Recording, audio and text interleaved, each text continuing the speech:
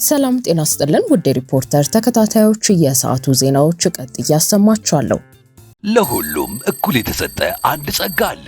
ጊዜ የተሰጡትን በሚገባ የሚጠቀሙት ግን ጥቂቶች ናቸው። ዘመናዊነት ማለት ራስን ከዘመኑ ጋር ማራመድ እንጂ ሌላ አይደለም። የኢትዮጵያ ንግድ ባንክ 24 ሰዓት አገልግሎት የሚሰጥ ስማርት ቅርንጫፎችን ከፍቷል።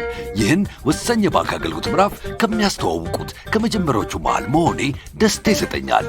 ደንበኞች በስራ ሰዓት ስራቸው ላይ ቆይተው ረጋ ብለው 24 ሰዓት ወደሚሰሩት ስማርት ቅርንጫፎቻችን መጥተው ፈጣን አገልግሎት ሲያገኙ እርካታቸውን ፊታቸው ላይ ያለው።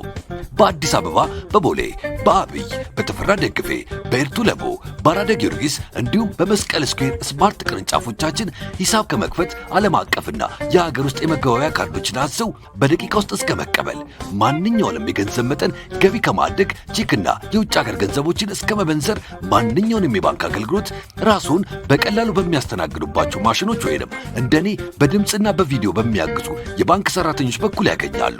በነገው የባንክ አሰራር ላይ ዛሬ ስለምናገለግሎት ደስ ይለናል። የኢትዮጵያ ንግድ ባንክ ሁሌም የሚተማመኑበት ባንክ።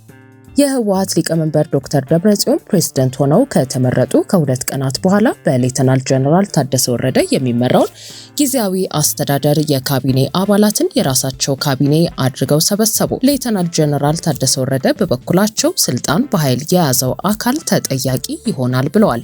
ማክሰኞ ሚያዝያ 27 ቀን 2018 ዓ.ም የድርጅቱን ሊቀመንበር ዶክተር ደብረጽዮን ገብረ ሚካኤልን የክልሉ ፕሬዝዳንት አድርጎ የሾመ ሲሆን በወቅቱ የምክር ቤቱ አፈ ጉባኤ ተብለው የተሾሙት ወይዘሮ ኪሮስ ሀጎስ ለዶክተር ደብረጽዮን የጻፉት ደብዳቤ ሊቀመንበሩ የፕሬዝዳንትነት ኃላፊነቱን ከተቀበሉበት ዕለት ጀምሮ በአፋጣኝ ወደ ስራ እንዲገቡ ይላል። የደብዳቤው ግልባጭም ለጊዜያዊ አስተዳደሩ ፕሬዝዳንት፣ ለክልሉ ሰላምና ጸጥታ ቢሮ፣ ከላይኛው እስከ ታችኛው መዋቅር ላሉ ምክር ቤቶችና ሌሎችም ባለድርሻ አካላት እንዲደርስ ተደርጓል። በዛሬው ዕለትም ዶክተር ደብረጽዮን የመጀመሪያውን የካቢኔ ስብሰባ ማካሄድ ጀምረዋል።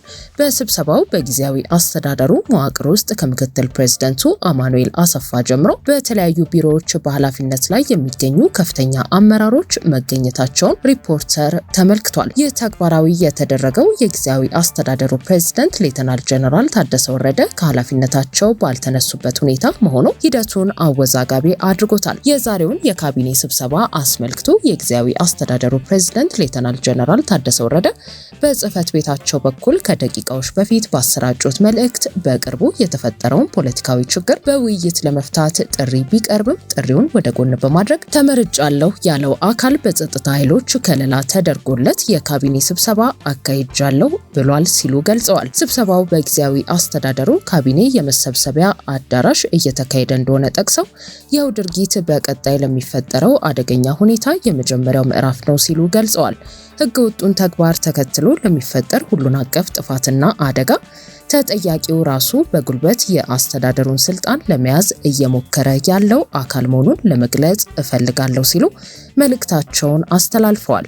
ጠቅላይ ሚኒስትር አብይ አህመድ የጊዜያዊ አስተዳደሩን ፕሬዝዳንት ሌተናል ጀነራል ታደሰ ወረደ የስልጣን ጊዜ ለተጨማሪ 1 ዓመት ማራዘማቸውን ተከትሎ ህወሓት ሹመቱን በመቃወም በ2012 ዓ.ም ህገወጥ ተብሎ ውድቅ በተደረገውና ለጦርነቱ መቀስቀስ መንስኤ ከነበሩት ጉዳዮች መካከል አንዱ በሆነው ክልላዊ ምርጫ ተመርጧል ያለውን መንግስትና ምክር ቤት ዳግም ወደ ስራ እንዲመለስ መወሰኑ ይታወሳል። ለሪፖርተር አስተያየታቸውን የሰጡ ስማቸው እንዳይገለጽ የጠየቁ አንድ የመንግስት ኃላፊ ህወሓት ይህንን እርምጃ እየወሰደ ያለው ከፌዴራሉ መንግስት ጋር እንደ አንድ መደራደሪያ ለማቅረብ በማሰብ ነው ብለዋል።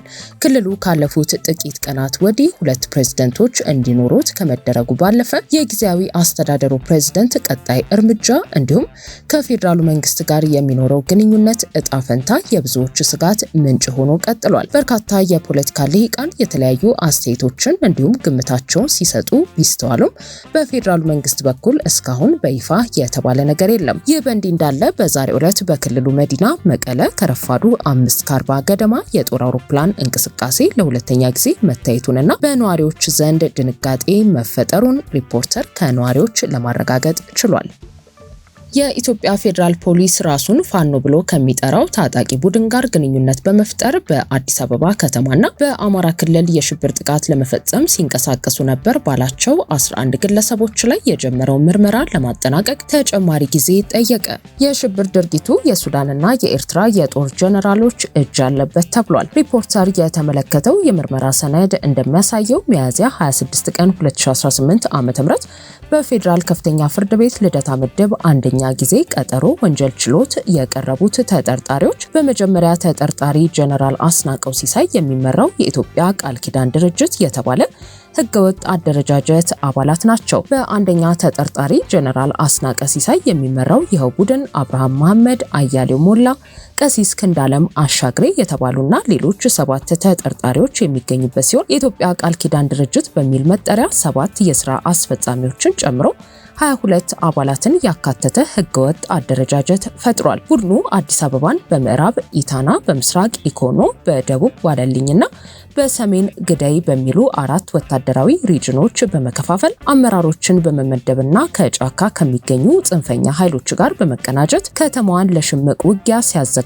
እንደነበር ፖሊስ ለችሎቱ አስረድቷል። ተጠርጣሪዎቹ የኢትዮጵያ ታሪክና የጥቁር አብዮት አማራ ብሔራዊ ተጋድሎ በሚል ማኒፌስቶ በማዘጋጀት የከተማ ትጥቅ ትግል፣ የኢንተለጀንስ መረጃ አሰባሰብ፣ የከተማ ሽምቅ ውጊያ ስልቶችና የቴክኖሎጂ አጠቃቀም ስልጠናዎችን በዋትስአፕ አማካኝነት ሲሰጡ እንደነበረም ተገልጿል።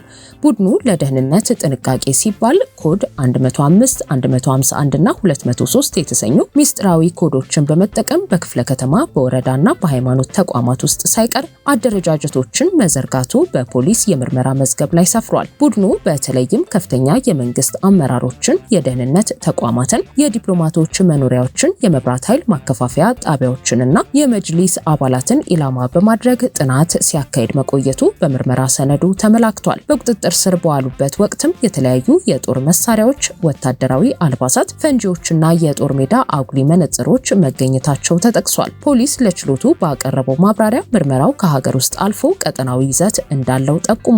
በወንጀሉ ላይ የሱዳንና የኤርትራ ከፍተኛ የጦር ጀነራሎች ተሳትፎ እንዳላቸው የሚያሳዩ የቴክኒክና የፎረንሲክ ፍንጮች መኖራቸውን በመጥቀስ ምርመራው ውስብስብና ሰፊ ጊዜ የሚፈልግ እንደሆነ ገልጿል። ከተጠርጣሪዎቹ ጋር ትስስር አላቸው የተባሉ ግለሰቦች የባንክ ሂሳብ እንዲታገድ መደረጉንና ከብሔራዊ መረጃና ደህንነት አገልግሎት ተጨማሪ የቴክኒክ ማስረጃዎችን በመጠባበቅ ላይ መሆኑ በሰነዱ ተመላክቷል።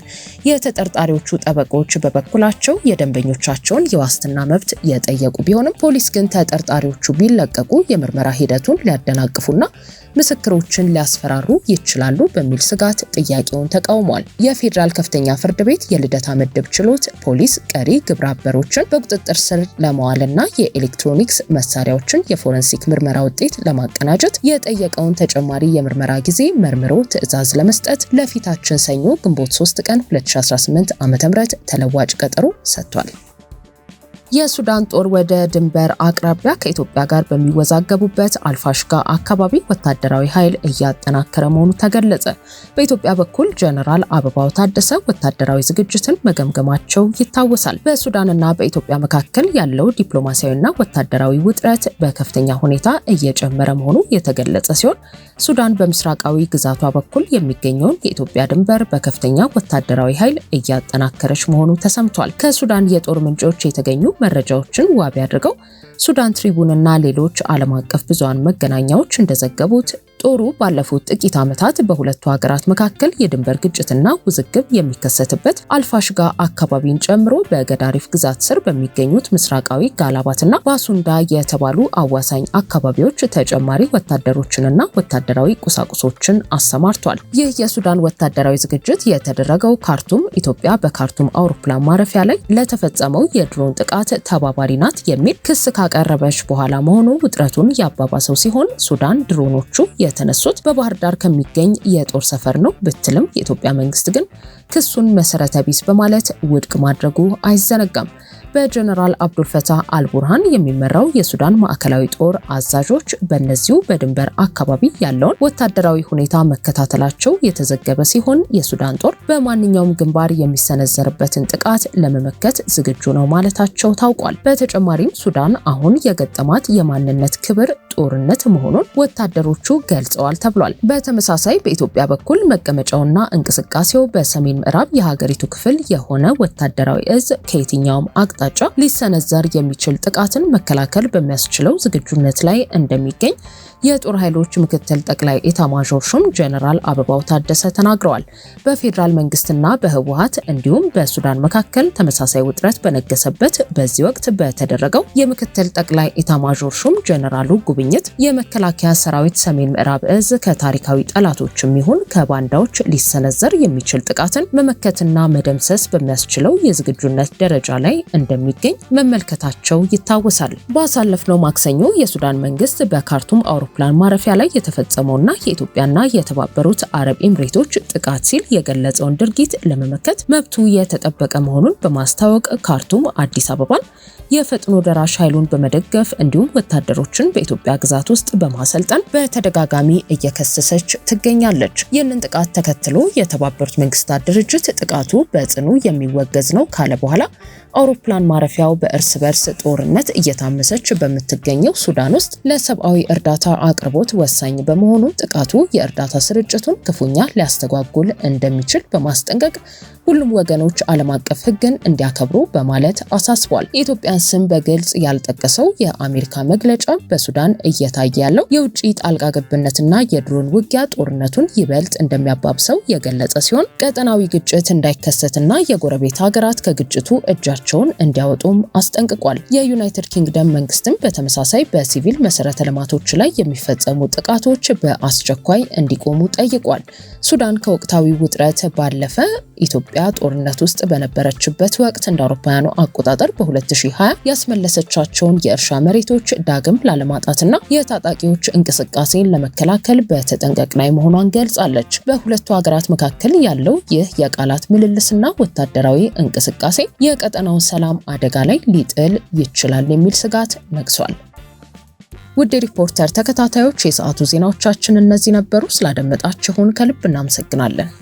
እችላለሁ በሚል መሪ ቃል የአደይና ዛሃራ የቁጠባ ሂሳቦችን በመክፈት ከ500 ብር ጀምሮ ስትቆጥቢ የተለያዩ የባንካችን የዲጂታል አማራጮችን በመጠቀም ግብይት ስትፈጽሚ የ25 BYD ሲገል መኪና ሽልማት እጩ የሚያደርጉሽ የዕጣ ቁጥሮች ይደርሱሻል።